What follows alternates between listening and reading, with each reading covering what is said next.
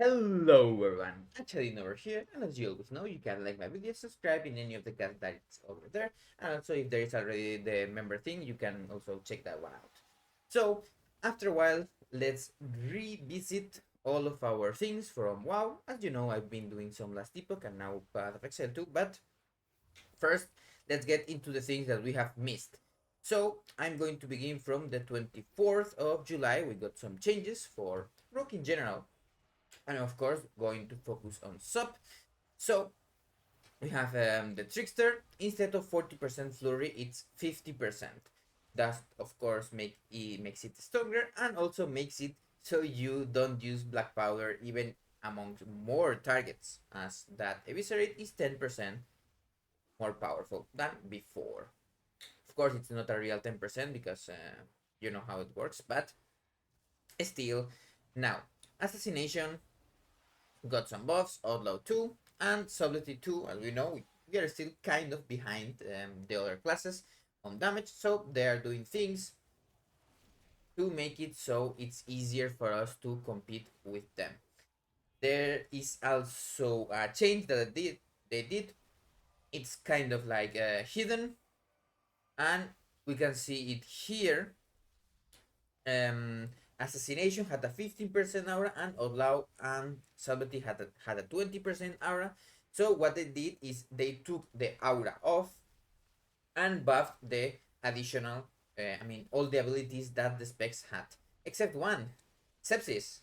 For some reason they forgot, or maybe they're planning to delete it. We don't know. But of course, this makes it so Sepsis is not worth anymore in beta. Remember, we are talking beta, not live. On the pre-patch. I'm going to do videos about the pre-patch a bit later, rotation, etc. Blah blah blah. But this is beta right now, and that aura change makes it so Sepsis is not worth to use it on Deathstalker. It's still a little bit of a win in Trickster, and also smoothens quite a lot the opener. Because if you don't have Sepsis, you are going to need to Shadow Strike, backstab, and do things like that. You will Shadow Strike, Slice and Dice, backstab, flagellation, rupture, then banish Shadow Strike if you are not using Dust. That is another thing about Dust. I have some cool information for the future. Right now, it's still not 100% um, real, let's say. There have been some changes in the APL. Our boy Elim has been doing work. Big boy. But before that, this is only this post here. Lots of changes are for the abilities that are being buffed. And now we have some changes on the 25th. Sorry, Deathstalker got another doubling or even more. So a lot of talents got increased. Some of them more than double again. As you know, Deathstalker has been quite behind Trickster in real patch performance, even if there are a lot of bugs still going around. And now I'm also going to show you inside of the game, but here you can see the changes a little bit easier. So clear the witnesses has gotten 5x from 20 to 100%. This makes it so we actually are going to storm likely in dance after getting the marks, and outside dance if that mark we pop it there. Now other thing is they destroyed fatal intent, likely put a 0 instead of some other numbers. Before it had flat damage that didn't increase with attack power or other things.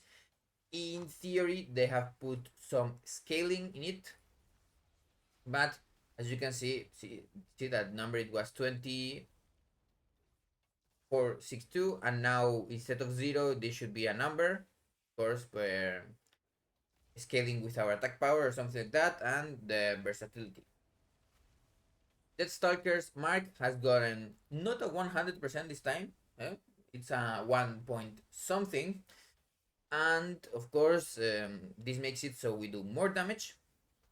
And In theory, eventually, this deathstalker mark, as you know, works with subtlety and assassination amps as you get this plague damage. Remember, it's nature and shadow, so the shadow talents in sub in theory will increase it, and the assassination mastery and shift and other things will also increase it. Of course, there are some that are still bugged. For example, for sub only the last capstone that we have, Dark Brew, is the one that's working because they manually put that one there. Now, Linger in Darkness, as you remember, before it lasted 10 seconds, it was 10% damage. Now, it then lasted 30 seconds of 10% damage, and now it lasts 30 seconds of 20% damage. And double effect, before it got tripled, now it got doubled, a total of 6 times the effect.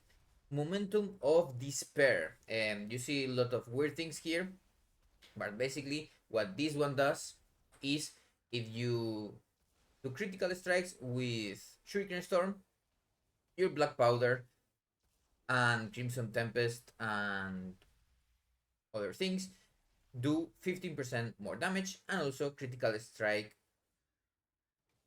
damage is increased by 24%. You can see critical strike damage, kind of good, makes crit a little bit better. Of course, these 2 points are kind of weird. I will explain it in a future video, but they are just strange, let's say. And now, of course, singular focused. This one didn't get a double, okay, not this time, but it's at least a 1 point something. So we got from 3% to 5% of our cliff going outside and then inside. Symbolic Victory, for some reason, got 5% more. This is, of course, a 50% increase. Not bad. Still, I think, quite worse than Lingering Darkness because of the way it only affects 1 Eviscerate, Black Powder, as you know. And for Assassination 1 and Venom, if it was like your Eviscerates for 6 seconds or something like that, it will be way different because we can put at least a sub 3 or 4 Eviscerates in that time frame, making it quite good. But now it's only 1. Maybe for some PvP things, it's kind of cool. Now, those are all of the changes that are informed. Now, let's go for the cool things that they actually fixed. Now, corrupted blood doesn't decay. What does it mean? When you put a new rupture, it doesn't go from 10 to 0. Now it just stays. Kind of good. As you know, they solved a lot of bugs with Darkest Night. And as for Trickster, there is still the bug with Coup de Grace that is not working with Nimble Fury, and it's still giving us the 3 Dance Macabre stacks, making our damage, of course, stronger. And then they completely annihilated the trinket that was the strongest one. This trinket, the Imperfect Ascendancy Serum, remember I said it was super good, it didn't have any stats baseline, and then when you popped it, you got 14%, 14,000 agility and 2.4k all stats.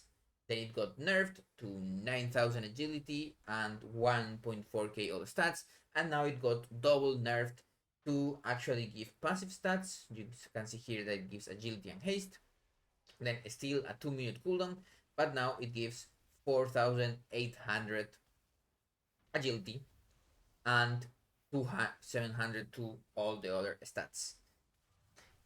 Now, of course, that makes it way worse than other trinkets and likely to not be used unless you are playing Dark Brew. That still may use it. It will be that one on the or the Scardin's Grace. But there's also one thing to know. A lot of trinkets are super undertuned. Like, if for example, if Ashes of the Ember Soul could get the level that it would have the trinket, it will be like 5% better or something like that.